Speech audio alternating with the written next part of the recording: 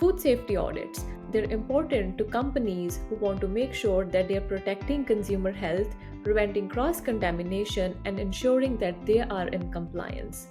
Food safety audits. They're important for students to understand and to gain the insights how to plan their career ahead. Hi everyone, I am Tanya, your host for Safe Table podcast. Welcome to the episode 2, where I have invited a GFSI auditor, Parm Dhillon.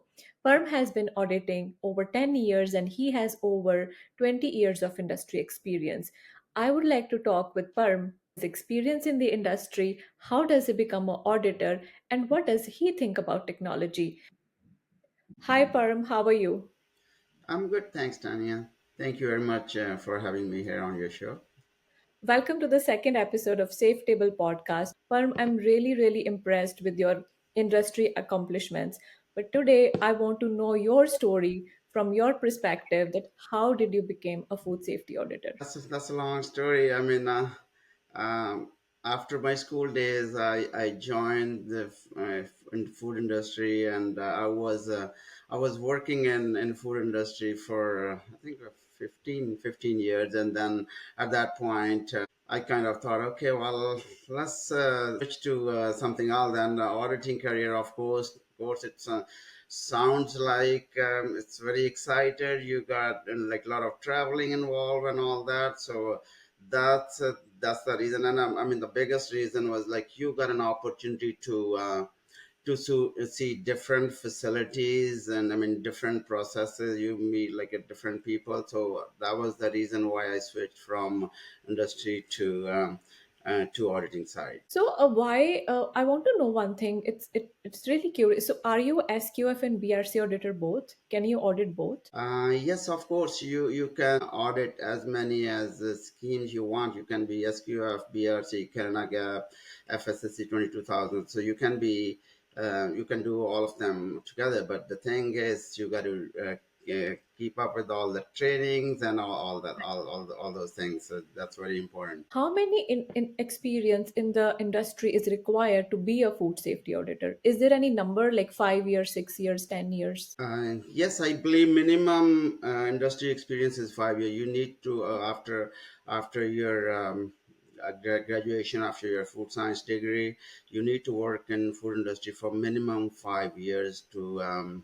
So then they will accept you an auditor. But I mean, I would always recommend the longer you stay in the industry, more you learn and better auditor you will be. Does it matter which food category you work with? Because if suppose I have 5 years of experience in dairy and then 3 years in poultry, so can I audit only dairy and poultry, or it doesn't matter? You can audit any food category. How does that work?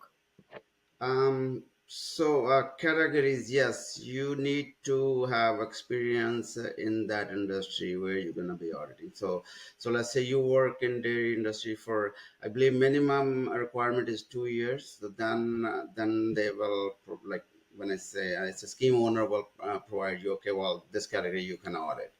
So I mean, overall, like 5 years experience, but like when you want to work in different categories, you need to have minimum 2 years of experience, and you can only audit the categories where you have work experience with. Okay, wow, interesting. That's interesting. I didn't know that. And so, have you ever thought of going into CFI? I know that a lot of time people are like, even me, I worked in private, then I worked in CFI for a year, and then I quit that job, and then I entered into private again. Have you ever thought of going into CFI, or are you You planning to in know, the future?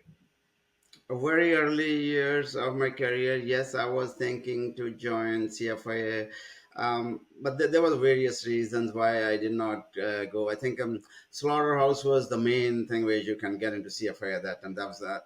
So, I mean, I kind did not like that environment. I was not like I could not imagine myself standing on the line watching the chicken. I mean, no, that's why I kind of gave up that idea. And after that, I think private sector treated me well, so I decided to stay in there.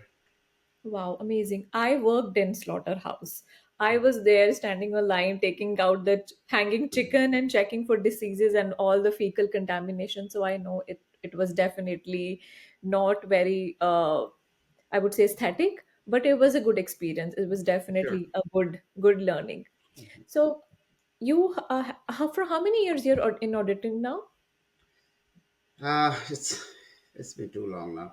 I started auditing in 2013. It's little over 10 years.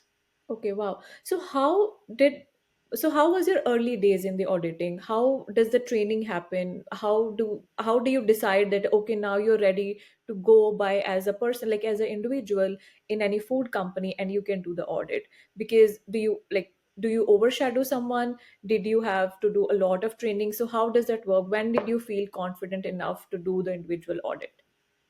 So yeah, that's onboarding process for auditor. It's a quite complex process, and it takes quite long. So first, you need to contact with the certification body where you want to do the audit. So once you said either like you can work two ways. You can be the staff auditor. You work directly with the certification body, or you can be a contract auditor. I mean, either way, you still have to do shadow audit and witness audits. Like once your sign off audit is done, that's the time when you can do independent audits. But I mean, number of audits depends on which scheme you're going for. So like for example, when I started with the BRC, and at that time, you need to attend minimum 10 10 shadow audits. I Wow. mean, shadow audits was challenging that time, and like facilities, they don't want two auditors sitting there. It's already a tense situation, and facilities are under the impression, oh no, we don't want two auditors. So I mean, even though shadow auditor is just there to shadow, he or she not supposed to participate in the audit process directly or indirectly. But not very many facilities were allowing that. And I mean, I can tell from my experience, it took me 2 years to get on board. I almost quit. I said, okay, well, this is not something. It was 2 years while I was waiting for to be an auditor. So once my shadow audits was done, and then I had to do sign off audit. So where another auditor will watch you doing the audit, and then if everything went well, you will be signed off. Here you go. Then now you can go work audit in the sectors you are qualified for. Wow, 2 years is a really long time, and you It did not. is. I mean, I heard processes change quite a bit now. Yeah. And I think BRC even kind of they cut down the shadow audits to five now. I mean, that's what my understanding. I was talking to some new auditor. Yeah, they say it's not five audits, not 10 anymore. So which is Wow. good. I mean, I think, but I find that helpful. So because when you follow the senior auditors, you learn a lot of new stuff. Even you have technical knowledge, but there's so much more needed to be an auditor, like soft skills and all. You learn how senior auditors handle situations and like and stuff like that. So Wow, wow, that's amazing. Did you give any written exam or any interviews at the beginning before you started your career as an auditor? yes. For first of all, like let's say whatever scheme you would like to go with, BRC, SQF, you have to attend, complete the training, and which is followed by exam. You have to write the exam to get certified for that scheme. Specifically BRC. BRC, if one has for like whatever category you are approved for, you need to write exam for each category. So once you pass that exam, then they will assign you those categories in BRCGS, especially. Oh, wow. Okay, amazing. So, when you were doing overshadowing, you were struggling for 2 years. I won't say struggling, maybe working more hard towards your goals. Were you working in the private industry at that time, or did you completely quit your job and you moved to this side? So no, I did actually quit job one point. I said, okay, now I'm going to the auditing side, and I contact a certification body and all that.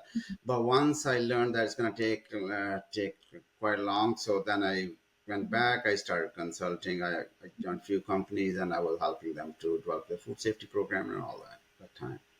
Okay. So, Parm, you have over 20 years of experience. You worked in private company. You've been auditing from a while now. Then you have worked auditing in so many different categories. How do you keep yourself updated with the latest regulations? Because food safety is evolving every day. There are recalls, there are foodborne illnesses, like outbreaks. So many things are happening around us, right? That's right. Not in Canada, like all around, all over around the world. So, how, as an auditor, you keep yourself updated to all the food safety regulations? So, I mean, as an auditor, even you are contract auditor, but you are still affiliated with the certification body.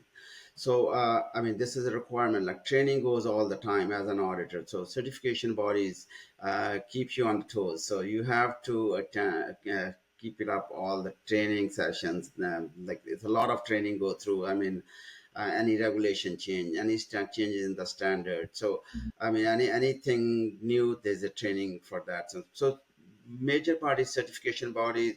Then scheme owners have their own training, like SQFI, BRC. They have their own training. You have to attend those trainings as well. And additionally, I mean, even for us. SQF, you need to complete 16 hours professional training every year in order to keep yourself certified for to SQF as SQF auditor. So, do you believe that continuous learning in our industry is very, very important?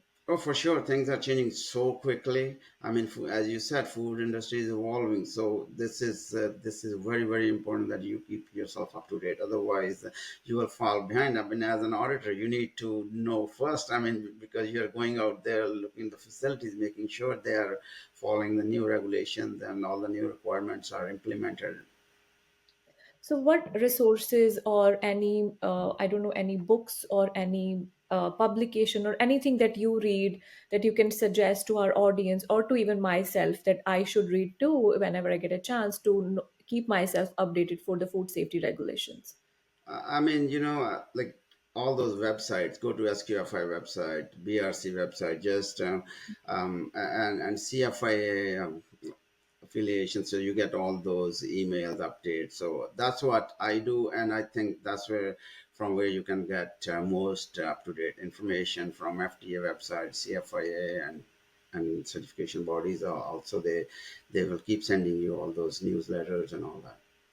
Right. Yes, that's true. I think people should, you can just subscribe to BRC, SQF, and even CFI. Even if there is any recall, CFI would send you an email by FDA to you receive all those emails that you can just one click and you can read all the Exactly. regulations that are changing. That's true. Exactly. So, for how many audits you have done in past years? Do you remember? Like just an I mean, approximately. there are so many different kind of audits. Like, for example, BRC audits. I mean, it's a 2 to 3 day audit minimum. So, I mean, I try to do one audit per day. Well, like it's a BRC audit, it's a like 2 to 3 day audit or SQF audit. But that's not true. I was doing way more than that because there was a lot more coming on the plate. So, I mean, if you want me, like, there's so many different kind of like there are some audits, a 1 day audit. So I mean, in a year, I think I do at least 50 to 70 audits. Oh my God, really?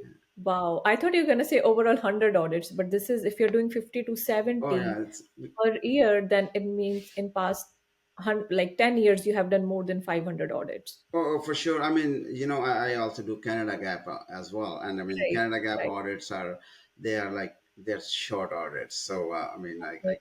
I do almost like 40 to 50 of Canada Yeah. Gap audits every year. So in addition to what Wow. other things I've been doing.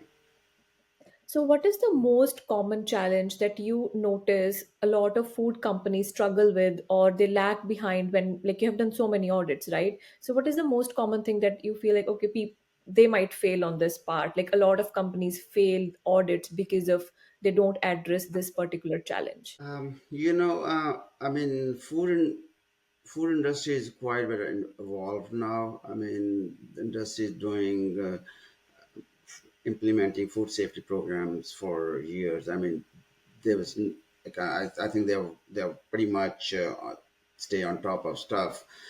But I mean, definitely it comes with a commitment. It's a senior management commitment. It's a culture you need to create, like food safety culture, which is very very important. But yes, new companies, yes, that's where their struggle is. They don't have proper resources sometimes, like like they I've been to the company, they don't know where to start from, so they don't know where, like who, if someone can help them to develop their food safety program, or they need to hire, they like some people, if they don't understand food safety properly, they think, okay, well, they can just pick anybody from there. Okay, you take care of food safety program, even that person sometimes does not have background in the food safety or does not have enough knowledge to run the program. But I mean, I've been noticing that that had happened, but then eventually audit results are not very favorable if if the like company is not knowing what they are trying to achieve. And I mean, food safety is a huge commitment. I mean, when you got the get the certificate, it's not done. I mean, that's from where you start. You got to Exactly. maintain it now, right? So it's a commitment all the time. I mean, once you committed to any certification of food safety, it's there. You have to follow it all the time. You have tons of programs. You got to maintain them.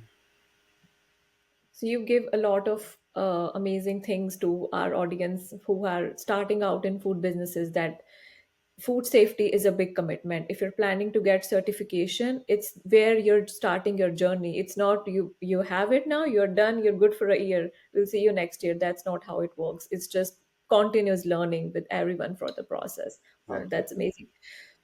Do you like technology?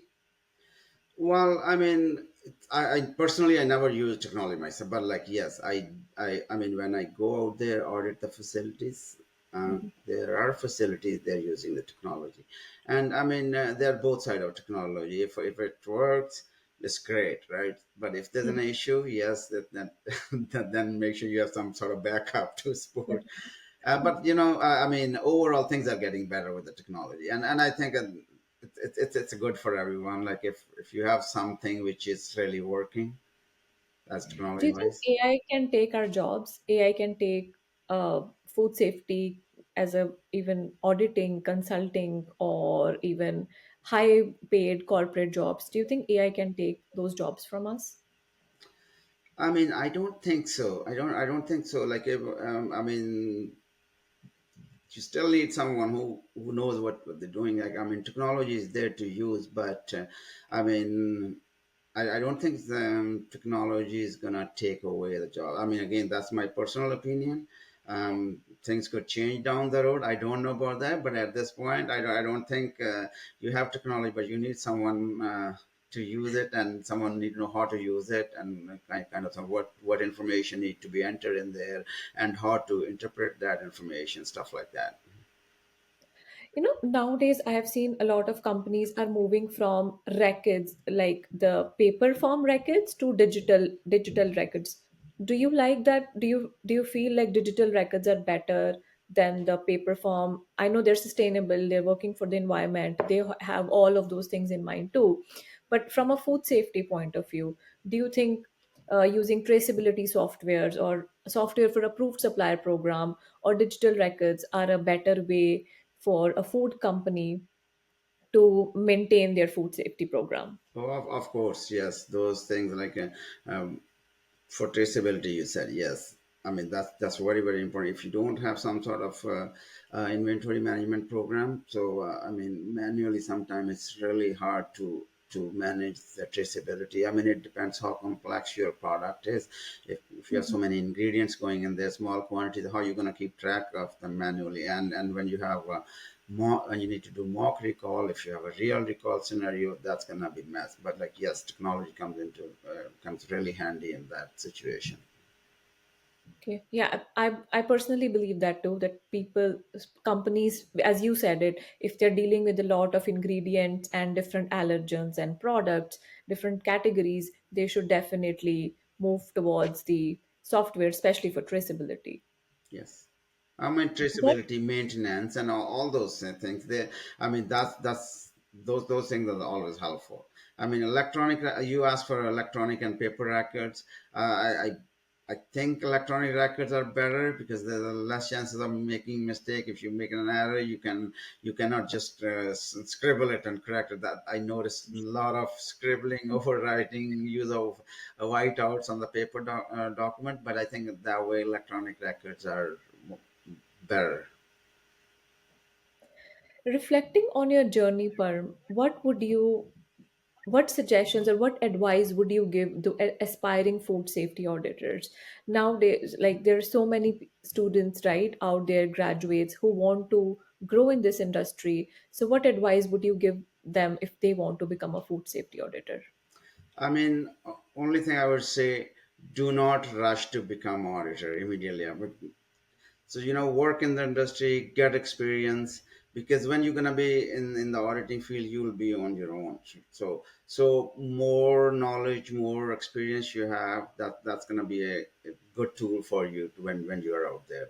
So I mean, like minimum 5 years is required, but like again, if you need to keep yourself busy as an auditor, you need to have different categories. You need to qualify for different categories. So you can only qualify for different categories.